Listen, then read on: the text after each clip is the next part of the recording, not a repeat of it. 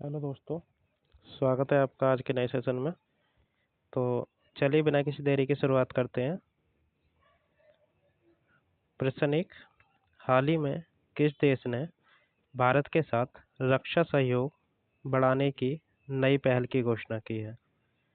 तो ये घोषणा की है बी फ्रांस ने। नेक्स्ट,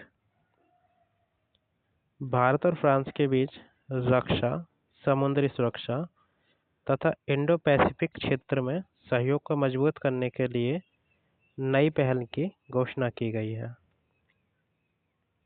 नेक्स्ट, विश्व रक्तदाता दिवस कब मनाया जाता है? ए 12 जून, बी 13 जून, सी 14 जून और डी 15 जून। ये है सी 14 जून। नेक्स्ट, हाल ही में किस भारतीय राज्य ने हरित ऊर्जा परियोजनाओं को बढ़ावा देने के लिए नई नीति लागू की है? ए गुजरात, बी बिहार, सी पंजाब, डी झारखंड। तो ये की है ए गुजरात में। नेक्स्ट, गुजरात सरकार ने सौर और पवन ऊर्जा परियोजनाओं को बढ़ावा देने हेतु नई नीतिगत पहल की है।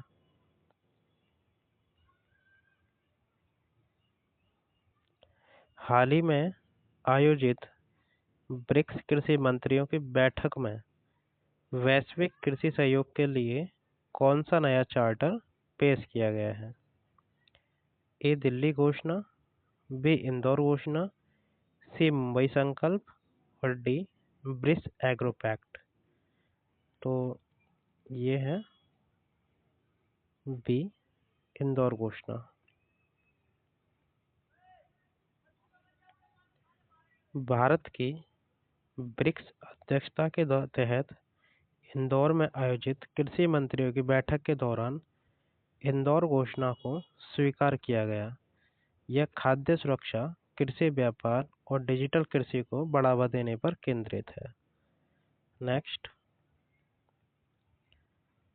वर्ष 2026 के लिए ब्रिक्स समूह की अध्यक्षता किस देश के पास है? ए ब्राजील, बी रूस, सी भारत, डी दक्षिण अफ्रीका। तो ये है सी भारत। नेक्स्ट, भारतीय सेना द्वारा हाल ही में लॉन्च किया गया स्वदेशी सक्षम ग्रेड किस तकनीक से संबंधित है? A anti drone grade, B cyber सुरक्षा network, C missile defence system और डी सैटेलाइट कम्युनिकेशन। तो ये है A anti drone grade.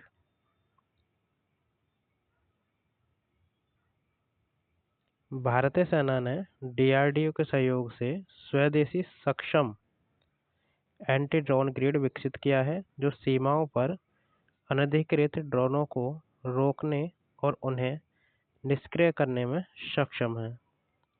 Next, भारतीय सेना द्वारा उपयोग में लाया जाने वाला ALH-MK3 किस स्वदेशी हेलीकॉप्टर का उन्नत वेरिएंट है? ए रुद्र, बी चीता, सी ध्रुव और डी प्रचंड। तो ये है C Dhruv. Next, ALH advanced light helicopter Dhruv का ही आधुनिक और तकनीकी रूप से उन्नत संस्करण MK3 है जिसका उपयोग सेना तटीय सुरक्षा और रेस्क्यू ऑपरेशंस के लिए कर रही है। नेक्स्ट, सहकारिता क्षेत्र के बारे में नागरिकों में जागरूकता बढ़ाने के लिए सहकार से समृद्धि क्विज हाल ही में किस पोर्टल पर लाइव किया गया है? ए माई गॉव, बी प्रज्वला पोर्टल, सी दीक्षा, डी समर्थ पोर्टल। तो ये है ए माई गॉव। सहकारिता मंत्रालय ने माईगॉव प्लेटफॉर्म के सहयोग से इस राष्ट्रीय स्तर की क्विज प्रतियोगिता की शुरुआत 15 जून से की है। नेक्स्ट, भारत सरकार द्वारा देश के छोटे और सीमांत किसानों तक कृषि से जुड़े आधुनिक वैज्ञानिक आविष्कारों को पहुंचाने के लिए किस मॉडल पर विशेष जोर दिया जा रहा है? A. Farm to fork model, B. Lab to land model, C. Seed to market model और डी. Digital village model. तो ये है B. Lab to land model.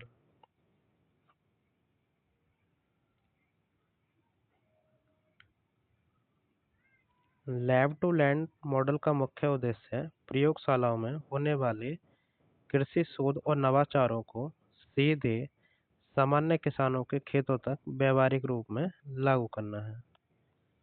Next, air India ने भारत सरकार के नए hub and spoke aviation model के तहत इजी कनेक्ट उड़ानें शुरू की हैं। इस पहल से जुड़ने वाला उत्तर प्रदेश का पहला शहर? ए. लखनऊ, बी. प्रयागराज, सी. वाराणसी और डी. नोएडा। तो ये है सी. वाराणसी। नागरिक उड्डयन क्षेत्र को बढ़ावा देने के लिए एयर इंडिया ने अपनी इजी कनेक्ट उड़ानों की शुरुआत की है, जिसमें उत्तर प्रदेश के वाराणसी शहर को देश के सबसे पहले स्पोक के रूप में इस मॉडल से एकीकृत किया गया है। नेक्स्ट, हाल ही में भारत ने किस देश के साथ रणनीतिक साझेदारी के तहत कानपुर में national centre of excellence for skilling in aeronautics स्थापित करने का समझौता किया है? ए. रूस, B. France, C. America, D. Germany. तो ये है बी. फ्रांस। भारत फ्रांस रणनीतिक साझेदारी के तहत एरोस्पेस विनिर्माण और विमानन रखरखाव को बढ़ावा देने के लिए उत्तर प्रदेश के कानपुर में राष्ट्रीय कौशल प्रशिक्षण संस्थान एनएसटीआई में इस उत्कृष्टता केंद्र को स्थापित करने पर सहमति बनी है। नेक्स्ट, हाल ही में भारत सरकार द्वारा देश के पहले अश्व रोग मुक्त क्षेत्र का उद्घाटन उत्तर प्रदेश के किस शहर में किया गया है? ए. बरेली, बी. मेरठ, सी. झांसी, डी. आगरा।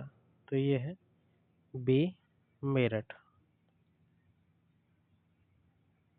घोड़ों और खच्चरों में होने वाली गंभीर बीमारियों को रोकने तथा अंतर्राष्ट्रीय मानकों के अनुरूप निर्यात बढ़ाने के लिए भारत का पहला इक्वाइडेंट disease free compartment Uttar Pradesh के मेरठ शहर में शुरू किया गया है।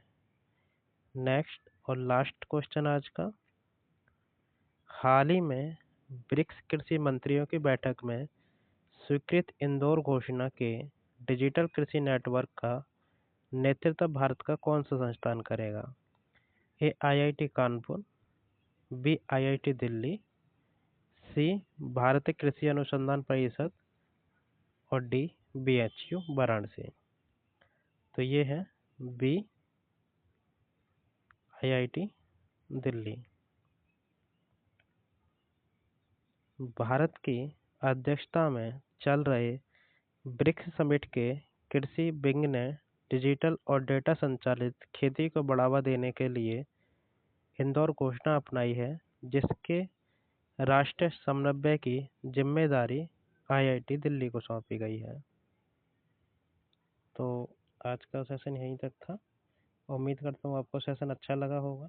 अगर आपको अच्छा लगा हो तो लाइक करें और चैनल को सब्सक्राइब कर लें। धन्यवाद।